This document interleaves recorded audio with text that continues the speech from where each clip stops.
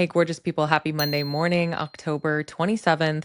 Welcome to a really good week to do some really hard shit. That's what the astrology is telling us this week. We have Mercury finishing up those grand water trines, then moving immediately to oppose Uranus in Mercury ruled Gemini. That's going to be some nonsense right there. We also have Mars coming through to form up the dignified malefic portion of those grand water trines, aka time to do whatever hard thing you've been putting off for quite some time. As always, I'm your fearless host, Alexandra Blair of Nine Lives Astrology. And every week here on First Light, we go over the transits of the week and we drag them out of these dry, dusty old textbooks behind my head and out of the ephemerides and the transit lists. We try to bring them down into art and ideas and archetypes and personal mythologies you're already living, bring it down into the bones. This week is no different. If you've been watching this show or you watch other astrology transit reports and you are sometimes overwhelmed by the amount of information and the amount of transits that are actually happening in any given month, let alone the year, you should join me next Wednesday for a webinar that I am having where you will learn how to cut through all of the astro anxiety, all of the noise. In this workshop, I'm going to teach you how to figure out which transits actually matter for you personally, not the world, not the collective, not people who are Cancer risings generally, but for you specifically, so that you can equip yourself with these tools and not just be overwhelmed month after month hearing all of these transits. The workshop is a distilled version of an 8-week mentorship that I offered in 3 sold out cycles earlier this spring. I heard from you guys that you wanted it to be more accessible, so I'm making it more accessible. I am going to be recording this workshop, so if you can't join live, you can still buy a ticket and get all of this information. I will send you the recording, all of the slides and the materials.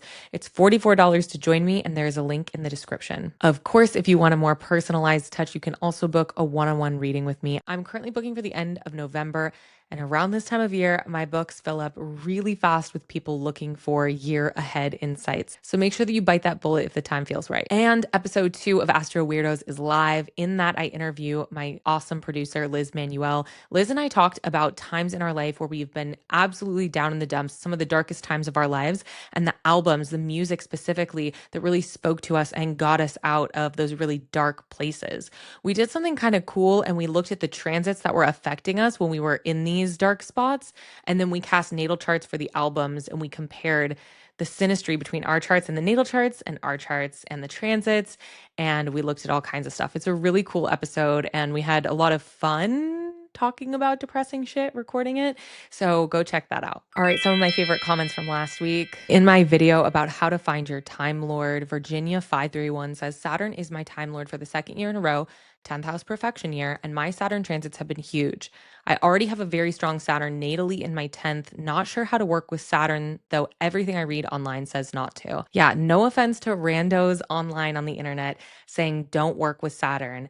But the thing is that your natal context, that is Virginia 531, your very strong Saturn natally in the 10th is actually what's important here.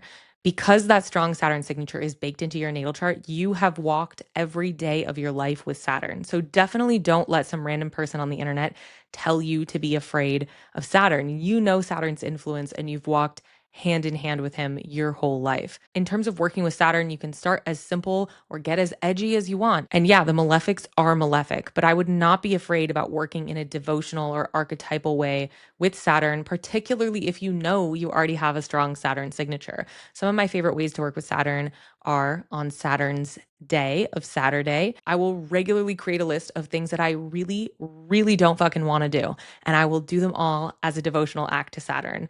I have a really beautiful little statue of Saturn that a friend gifted me. Sometimes I leave black pepper or black sea salt that I bought in Rome in front of that statue. Sometimes I leave little gray hairs that I pluck out of my fringe in front of that statue. And oftentimes I just spend Saturday ruminating about where Saturn is in my natal chart and what Saturn has been trying to teach me throughout my life. There are so many different ways to work with your Time Lord. I am currently developing a resource to help you do just that, so keep your eyes peeled. Also, a lot of you requested a video about the Mars and Mercury cycle because of Mercury retrogrades, because of Mars's retrograde cycles. Mars and Mercury will actually conjoin 5 times between fall 2025 and spring 2026. We just had the first one before the new moon in Libra. They conjoined in Scorpio. The last one, they will conjoin together in Aries. I definitely heard you all, and I may or may not be having a special guest join me this Friday to talk about just that. So meet me back here with your coffee Friday morning and we'll break it down. Also, a few of you commented on my video from last week. It was published on Monday. And of course, by then we had heard about the jewel theft, this crazy heist at the Louvre Museum in Paris, France. I obviously did not know about that when I recorded the show, saying some people are going to get away with some shit this week. And I also titled the show Deception and Mischief.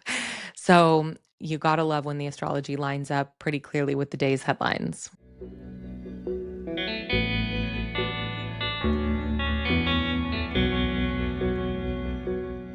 All right, let's get into these transits. We have on the 28th, Mars starting up that water trine with a trine to exalted Jupiter. Mars is obviously in its domicile, so this is a pretty strong place for Mars to be.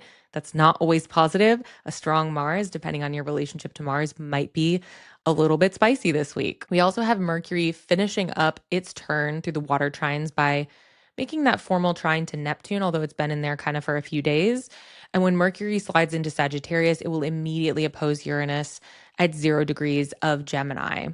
Mars will be trining Saturn and Neptune. Actually, Neptune happens next week, but Venus will also be far enough in Libra to be squaring Jupiter by the end of this week on November 2nd.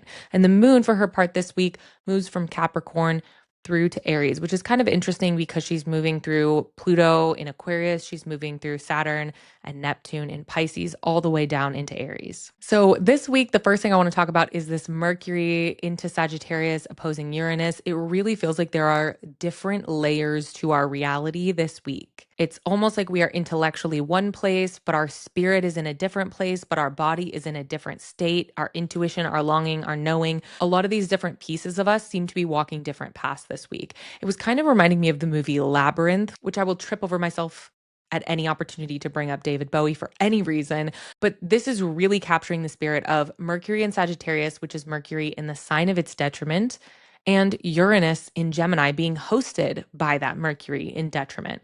Now, Mercury is in detriment in Sagittarius, yes, but Sagittarius is still ruled by a benefic Jupiter that is currently exalted. So this could definitely be a worse situation. I think that's actually even more so why the movie Labyrinth makes sense, because even though the premise of that movie is ostensibly sinister, we have a kidnapping into the astral realm going on, for example. The tone of the movie is definitely not sinister. In fact, the tone of the movie is kind of like a living MC Escher painting, which is another point of reference for the astrology of this week.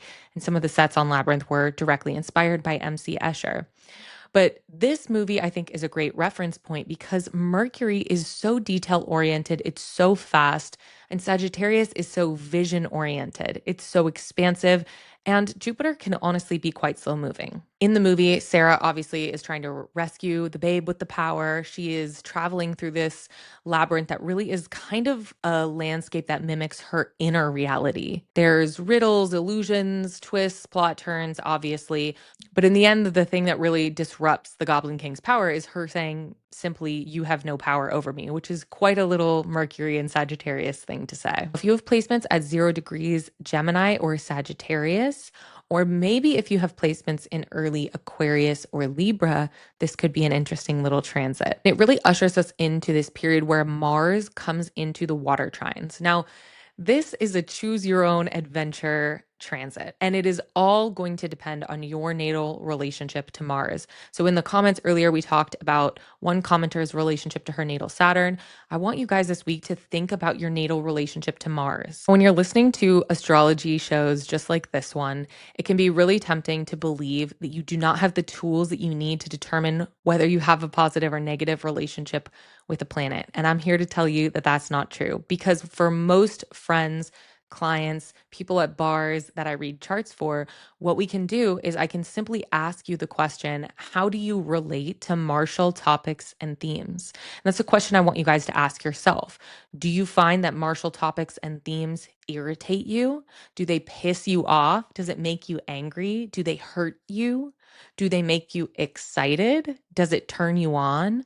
These are questions that you want to answer for yourself to determine your relationship with Mars. Now, in an astrological consult, we'll go obviously quite a bit deeper than this. You can go look at transits that happen to your natal Mars, or times when transiting Mars was conjoining your natal planets. Honestly, those are things that you should do under the guidance of an astrologer. Or if you want to come to that workshop that I mentioned that I'm hosting next week, we are definitely going to be learning how to do that there. But first things first, trust your instincts. Just feel into that Mars and see where it gets you. And let me know in the comments what you're thinking. Where is your natal Mars? How does it feel? Are you friends with it? Are you foes with it? I really want to know. Back to the transits. Mars here is dignified in Scorpio, which just means that Mars is very strong. And Mars is going to be forming that grand water trine with an exalted, strong Jupiter. And that Jupiter is hosting Saturn in Pisces. So, yes, this is a grand water trine with both malefics and an exalted benefic. We also have Venus doing her part from her domicile and squaring that exalted Jupiter. So if you're hearing me, both benefics are dignified and active. Both malefics are also dignified and active. And for that reason, this grand water trine iteration really looks like hard fucking work with some unexpected rewards. The thing that was really coming through to me is a strong sense that the only way out of what we're all going through right now, whatever that might be in your life, the only way out is through. And that phrase, actually, the only way out is through, was a major cornerstone of my own personal experience in labor, actually in childbirth. I did an unmedicated out of hospital childbirth, and that was my major mantra. The only way out is through. But there was a moment where I hit a brick wall of still trying to control the process, still trying to have a sense that I was in charge here. And I remember my midwife looking at me, pulling me aside, and just saying, you know that you have to actually surrender and you just have to do this. You're not going to get out of doing this labor. This is the only way to get to your child being born, is to actually push and go ahead and do this. And that was tickling my brain when I recently saw this clip from the Andrew Huberman podcast, Huberman Lab, where he was talking about how there is a part of our brain, the anterior mid cingulate cortex, AMCC, and this part of our brain essentially can increase in size and functionality when we do things we genuinely don't want to do. So, not like a hard workout if you enjoy that, or Huberman uses the example of a cold plunge, which he enjoys after his brutally hard workouts. He says, no, it's not something that you actually enjoy. It's something you don't want to do. And the thing about that AMCC part of our brain that gets stimulated and grows when we do things we don't want to do is that it's actually also responsible for and involved in emotional processing, which is kind of what's happening here again across the water sign. So there's a sense that what we're doing here is through challenge, through doing something really hard that we may not want to do at all. We are increasing our mental resilience, our tenacity, our willpower. The only way out is through. Now, don't get me wrong. I actually think the benefics are in the stronger position this week. I think we have Venus dignified, forming a productive, instigating square to an exalted Jupiter. And that Jupiter is hosting Saturn. So Jupiter has some say in how Saturn is coming through. And I'm not scared of Mars. Mars in Scorpio doesn't scare me. It's actually kind of sexy. So when I'm looking at the astrology of this week, I think it would be a really, really good set of conditions to do something you didn't want to do, that you just had to push through. Like if you are in the pushing phase on a creative project, this is a really, really good time to acknowledge that the only way out is through and to just get yourself on the other side. I think another classic reference to doing something you really don't want to do would be the Odyssey, obviously attributed to Homer. And the gods are going to fuck with you, and the world is going to fuck with you, and the weather is going to fuck with you. But the only way that you can get home is by making the journey home. And along that journey, we are collecting wisdom and we are developing our intuition and we are forming these emotional neural pathways about our identities and developing and becoming in real time. But the only way to get home is to complete the journey. All right, babes, we've reached the part of the show where we talk about how I, as a pagan human astrologer, animist lady here on Earth, am going to be using the astrology of this week. I'm actually doing something so cool, and I am going to be hanging out with my dear astrology friends, Sarah Posh and Whitney Kranz, in person. We collectively got annoyed with podcasting into the void, and we decided to rent a property out in Joshua Tree to do some in-person stargazing and to do some in-person connecting. Too often in our profession, we go weeks without seeing anyone related to our craft in person. And even though we connect over Zoom and I do really deep, intensive one-on-ones with clients over Zoom, it's just really nice to get some of that in-person one-on-one feedback. And we felt like the water trines were kind of the perfectly elected time to do it. So as I've been telling you the past couple weeks, this astrology is actively auspicious. Your three favorite astrologers actively elected to use this time to plan a retreat that they were planning. That's how you know it's real. So definitely soak up the rest of the constructive astrology that's happening, particularly through November 7th. I'm going to repeat myself and just say that on November 7th, Venus moves into Scorpio, and how you feel after that is going to really depend on what you've got going on in Scorpio and what your relationship is to that Venus in Scorpio. If you have planets in Scorpio, probably going to feel pretty good. But if you've got pain points in Scorpio, or if natally you have a quite dignified and gorgeous Venus in Libra, it might feel like a different story. It might feel like a departure of a beautiful friend from that Libra part of your chart. So make sure between now and November 7th, you soak up everything you can out of this astrology. Don't forget that trines are times when obstacles fall away and a little bit of effort goes a long way. So use this week to push. I'm also going to be pushing a lot with my writing and trying to get my writing and a new website that I teased all the way, quite arrogantly, all the way back in April, is finally getting a review from a very talented designer who is auditing it for me. So you can look out for that sometime quite soon. All right, guys, don't forget the only way out is through. I believe in you guys. If nothing else, doing the hard stuff is a workout for our brains. I believe in us. If you're going to use this week to do something hard, let me know in the comments. And don't forget about my webinar next week on Wednesday night. I'm really excited. I love talking about transits and predictive astrology and how to cut through astro anxiety. And I'm excited to share that with you guys. All right, beautiful people. You know what that sound means. My coffee is over, and so the show must be over. Have an incredible week, and I will see you on Friday to talk Mercury and Mars.